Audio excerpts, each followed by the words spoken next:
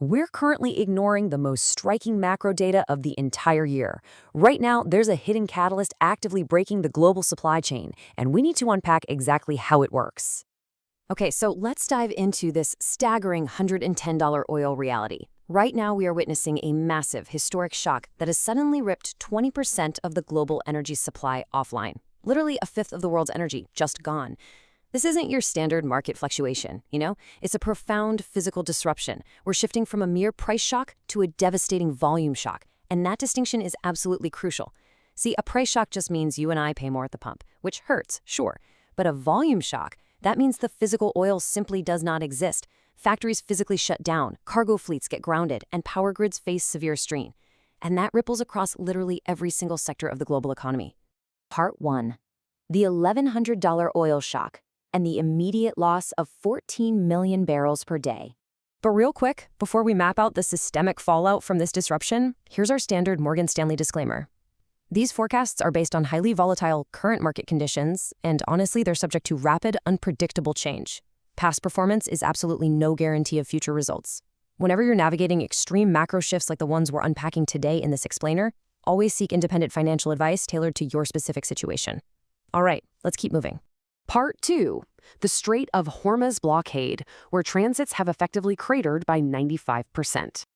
Looking at the impartial ACLED data mapping this conflict zone, you can see exactly why marine insurers completely withdrew and paralyzed this critical route. Look at this massive, intense cluster of joint U.S.-Israeli strikes and retaliatory Iranian actions right at the geographical choke point. I mean, when the risk profile looks like this, insurance premiums absolutely skyrocket, crew reluctance peaks, and commercial shipping becomes basically impossible to underwrite. To put the sheer scale of this logistical nightmare into perspective, what we're looking at is actually double the size of the famous Suez Crisis in the 1950s. This vital artery, which typically carries over a third of global seaborne crude, is entirely closed for business. So what's the cascading effect here? It's a massive logistical backup, where floating storage is maxed out at 120 million barrels. Once those tanker ships are completely full, essentially acting as floating steel tanks, producers literally have nowhere to put newly extracted oil. This forces them to forcibly cap wells and cut output, which pulls 10 million barrels per day of upstream oil and gas offline. This creates an immediate, massive global deficit and drives up structural stress in the system. It's effectively doubling Asian diesel margins and causing jet fuel premiums to surge completely out of control. Part 3. The Adversary Entente threat and the emergence of a new four-nation alliance. This multi-nation cooperation is centered at the Alabuga Special Economic Zone, or ASEZ. Now, this operates as a highly effective four-way hub designed to actively share technological and military innovations. We're seeing a distinct alignment of nations here: Russia, Iran, the PRC, and North Korea. And they're sharing the common objective of challenging the current international system. What actually began as a strictly bilateral military effort between Russia and Iran back in 2022 has rapidly evolved into this highly integrated, sophisticated center of shared learning and mass production. Let's look at the hard manufacturing numbers coming out of the AZs, where they're currently producing 60,000 drones annually. What's crucial to understand here is that they're doing this using 80% Chinese critical components. Now, you might be wondering, how do they secure these advanced parts despite heavy international sanctions?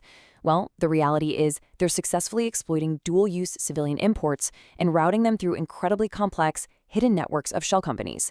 Plus, they could boost production by a massive 33% if planned North Korean workers arrive.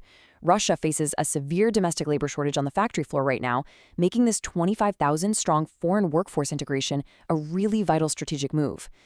Before we explore how this manufacturing and geopolitical alliance directly fuels a contagion effect, just look at this staggering 20% chunk of global oil supply completely wiped from the map. This results in a massive physical energy deficit that touches absolutely every single sector of the modern economy.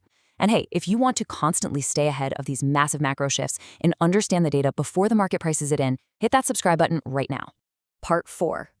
Tech Supply Chain Contagion: How a Physical Energy Shock Hits Artificial Intelligence. This brings us to the great irony of the modern tech boom. We frequently talk about the cloud and artificial intelligence as if they exist in this weightless, purely digital vacuum. But the reality is a terrifying juxtaposition. This massive capital-intensive AI growth narrative relies entirely on heavy physical infrastructure, which demands immense amounts of energy. The digital supercycle is dangerously reliant on Taiwan's highly fragile 1.5-week physical inventory of imported liquefied natural gas, or LNG. Think about that, just a week and a half of backup. And about 30 to 40% of Asian LNG imports originate right in the Middle East. With the Strait of Hormuz blocked, delayed shipments expose Taiwan's power grid, and by extension, the entire global AI semiconductor supply chain, to immediate severe instability. Part 5. The stagflation risk. The brutal collision of stalling growth and spiking inflation. The macroeconomic pain of this bottleneck is incredibly clear. We've pivoted from a comfortable 2.4% baseline inflation expectation all the way up to a 4.0% surge. Energy shock acts like a universal tax on consumer spending, simultaneously driving up operational costs while rapidly destroying economic demand. This complete reversal stalls the expected rate cuts from the Federal Reserve and introduces a very real probability of aggressive rate hikes. Markets were priced for a smooth, easy decline in inflation, but this structural geopolitical disruption forces the Fed into an uncomfortable dilemma where they might actually have to hike rates straight into a sharply slowing economy. Part 6. Portfolio Defense Strategy and the Need for Active Risk Management. To actively defend your portfolio against this exact matrix, passive investing simply isn't going to work. You need to aggressively rotate into large-cap quality equities and emerging markets, or EM. You really want to focus on companies with the proven balance sheet strength to weather policy uncertainty and incredibly sticky inflation. Simultaneously, you need to secure 4 to 7 year duration investment grade, or IG, credit. This specific mid-range duration provides yield without overexposing you to long-term interest rate volatility. You'll want this alongside real assets like gold and energy infrastructure as a physical inflation hedge. Finally, allocate to market-neutral hedge funds. These are strategies literally designed to generate returns regardless of whether the broader stock market goes up or down, allowing you to exploit the extreme market dispersion we're about to see. That is your definitive, actionable, defensive blueprint for this crisis. To continue fortifying your portfolio against these severe 2026 macro shocks, click right here to binge watch our next Critical Explainer immediately.